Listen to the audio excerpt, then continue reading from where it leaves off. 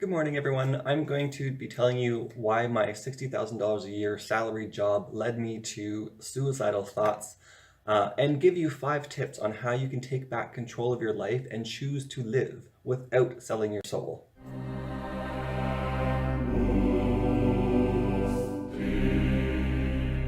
We all share the same sentiments about work. Work sucks, life goes on, nothing I can do about it. That's just the way things are, blah, blah, blah.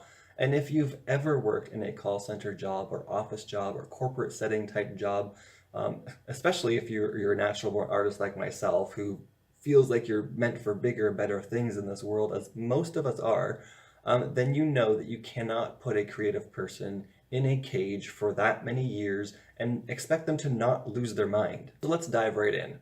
I'm not actually going to tell you all the details of what I did at this job, but I was basically like a junior manager in charge of babysitting a team of people, supporting a team of people, in a call center environment for the last 5 of the 7 years that I worked there. And for the last 3 of those years, I actually worked from home as well. Now I know what you're thinking. Dude, you gave up a job that paid $60,000 a year where you worked from home with great benefits. Are you fucking crazy? Sometimes I wonder. I can look at this from an outside perspective as well and totally understand your point of view.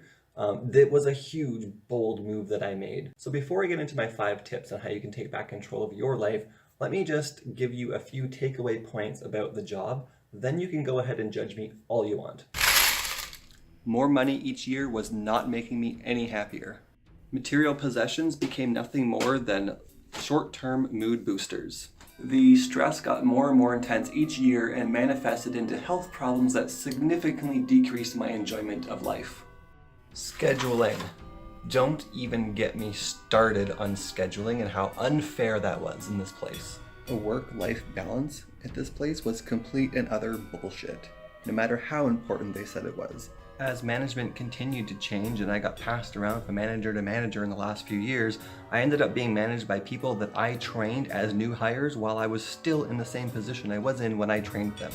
Things like tenure, loyalty, hard work, dedication, it started to mean fuck all. I felt more trapped in life than I have ever felt before, even though I worked from home. My home became a prison. I realized that if I stayed, this would be my life for the next 30 years. And that thought just made me that much more depressed. And I kept thinking there has to be more to life than this. This cannot be all there is. This is just one person's idea of what life should be. I became so unmotivated and lost all passion for life and helping anyone. I had a mental breakdown and I turned to drugs as my escape. And lastly, I started to think that suicide was the only positive solution to all this, which is a feeling that I haven't felt for so many years, not since I was a little closeted gay boy living in a small town in the middle of nowhere with alcoholic parents in a life that I just hated and a brother that wouldn't leave me alone.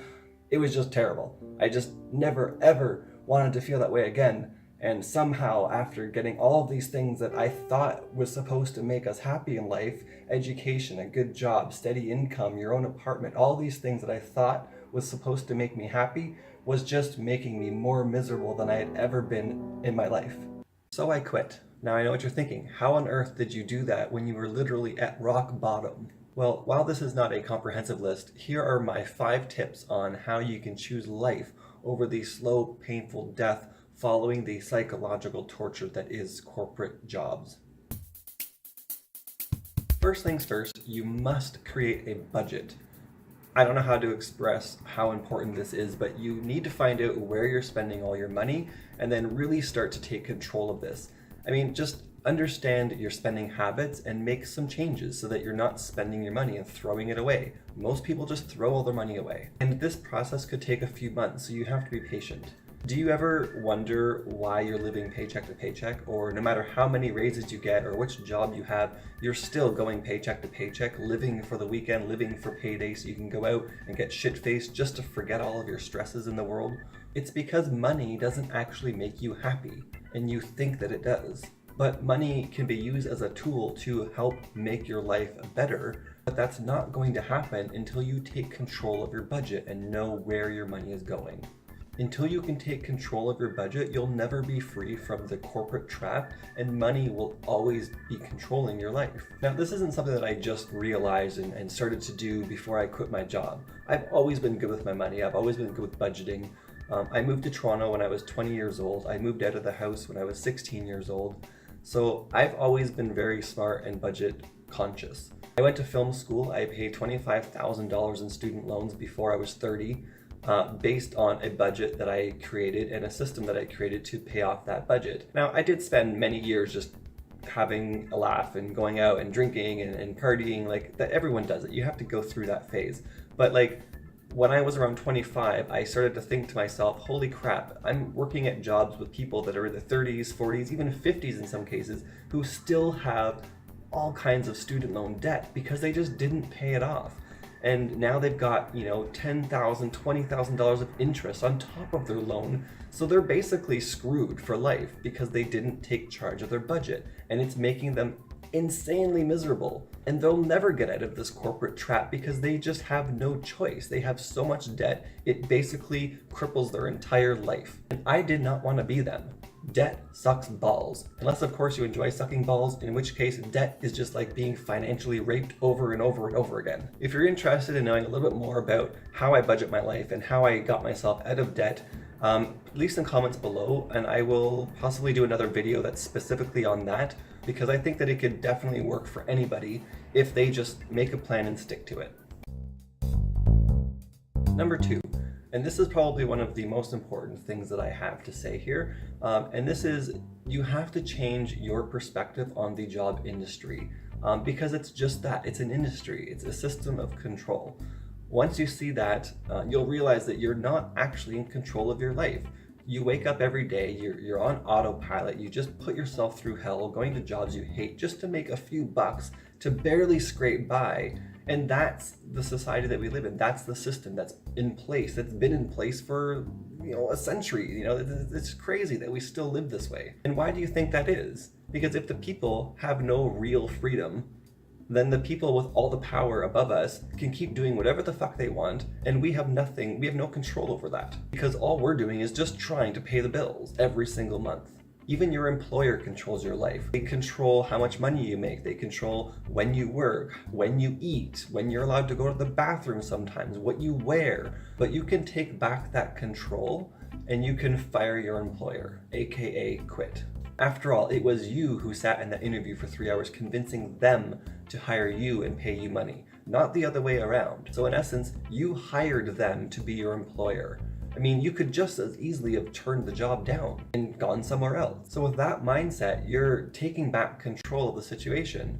If your job is no longer adding value to your life, if they're no longer fulfilling all of the things that you talked about in that interview that made you want the job in the first place, and to the point where you literally hate everything about the job in your life, then just fire their ass and go somewhere else. You can convince somebody else to pay you money. It's not that hard. Number 3, stop letting your fear control you. You're noticing a theme here. It's all about regaining control, and your own fears definitely control a lot of your decisions. I mean, what the fuck are you waiting for? That's like a motto that I live by. What the fuck are you waiting for? Whenever I'm hesitating on making a decision or making a change, I just ask myself, what the fuck are you waiting for? I mean, if I can't think of a logical or rational reasoning immediately after asking that question, then what am I waiting for? Somebody else to come along and do it for me? Death? Now, I know that it can seem impossible when you're so crippled by your own fears about not having a job or not having a steady income, and people live for money as though it's like the most important thing or the only thing in this world that has any kind of value. But just try this for me. Next time you're feeling that way, just imagine the person that you want to be. Imagine the life that you want to have, right? And it's probably something along the lines of the person that you present to the world on social media. So just imagine that person that you want to be. Now, next time you go out to a job interview or you go out to a public event, if you're like me and you often get crippled by anxiety, just go to these places that you have a hard time, dealing with, and just act like that person that you want to be. Just try it. If you do that enough, eventually you'll realize that you're not acting. You'll realize that you've become the person that you want to be. This has helped me so much in overcoming my anxieties with talking to new people. Like, I go to art shows all the time because I'm an artist. And when I go there, I can't talk to anyone. It's like something inside of me just prevents me from opening my mouth and starting a conversation with people because I'm so afraid of what they're going to say or what I'm supposed to say or how I'm going to look. And it's like, who cares? Who cares? Just act the part, and eventually you will become the part. Number 4, make a plan and stick with it. I cannot stress this enough. Even if you have another job lined up, you still need a plan. What are the first steps? What are you going to do after you quit? And how are you going to get there? Just write them all out on a piece of paper, create a Google Doc, write it on your calendar, put sticky notes on your wall, get a bulletin board, whatever you need to do that works for you, just make a damn plan and stick to it. No one says you can't modify this plan later down the road, but you have to start somewhere. And you don't have to quit tomorrow, or next week, or next month, or even next year. Maybe you need 2 years to get your life in order, get your debt paid off, and quit. Maybe you need 3 years, maybe you need 5. I don't know what your situation is. Because people who have no plan do not get ahead, and they continue to go week to week, month to month, struggling to get by. So your plan comes down to a whole bunch of different factors, like how much money you currently make, which could easily be changed by changing jobs. Maybe that's part of your plan. And also how much debt you have. Maybe you don't even have debt. And of course, how serious you are about changing your life. When I got serious about changing my life and getting rid of my debt and actually trying to do something, I literally stopped going out. I stopped going to bars. I stopped hanging out with most of my friends. And the majority of them understood, but I had to take that time for myself and just focus on paying off my debt. Otherwise, I could just see me becoming one of those people working at a shitty ass job when I'm 45, 50 years old, still with debt. I mean, I was working evenings and weekends anyway, so not going out wasn't that far of a stretch. But in the process, I still managed to lose a few friends. But what was more important? Taking control of my life and being debt-free, or hanging on to this debt, growing interest over the next 10, 20, 30 years, and holding on to friends that really all we ever did was go out and get shit-faced. If your friends don't understand this and they don't support you in what you're trying to do, and they just shun you from the group because of your choice to take control of your life again, then they probably don't care about you as much as you want them to, or as much as you think they do. Just having a realistic, dedicated, well thought out plan is enough to often make the shitty job bearable, because now it's not just a job that you're going to be at forever, it's a means to an end. It means you're not going to end up like me and start thinking about suicide, because that is not the way to end a job. I mean, just think about how good it's going to feel when you have no debt and you have money in the bank and you have control of your life again, and you're doing something that you actually love. This is what you need to do to move into that next chapter of your life and get out of this hellhole that you're in now. And this is only something that you can do. There's nobody going to do this for you. Number 5, and lastly, no amount of money is worth selling your soul for. I mean, come on, even Hollywood knows this. I mean, you've seen the movies that are all about this theme. They all end in disaster. Your happiness and well-being is far more important than killing yourself over a job that is only improving someone else's life and bank account. That is not why you are here. Don't make the mistake of thinking that quitting your job means that you're lazy and don't want to work. That's what other people are going to think. It's about not handing over control of your life to someone else, but spending your valuable time and energy on work that actually adds value to your life and makes you happy. Don't let other people's opinions of your plan derail you. Only you can make this happen, and they just don't understand what you're doing. Those who can't understand what you're doing, I feel like, are just so far into the system they don't get it. And they love to tear people down who are making those bold steps and doing the things that they couldn't imagine themselves doing. They're called haters. What you want to do is surround yourself by people who understand and support you. And if you don't have people like that, go onto the internet. And if you don't want to do that, then just go it alone for a while. There's nothing wrong with doing things for yourself, by yourself, every once in a while. A little alone time to focus on you and your life is never a bad thing. But anyway, that is going to be it. I know that was kind of lengthy, but I could easily go on and on about this all day long. But I hope that you found some use out of these tips, and hopefully maybe it'll get you to think about your life a little bit differently and just realize that, for one, most of us live a life where we actually don't have control over 90% of what we do. Let me know what you think in the comments below. I will read them all. I'll reply to everything that I can. But yeah, if you like this video, give it a thumbs up, and don't forget to subscribe. I will be posting more videos like this in the future, along with my more artsy related videos. But yeah, so have a great day, everybody, and I will see you next time. Bye!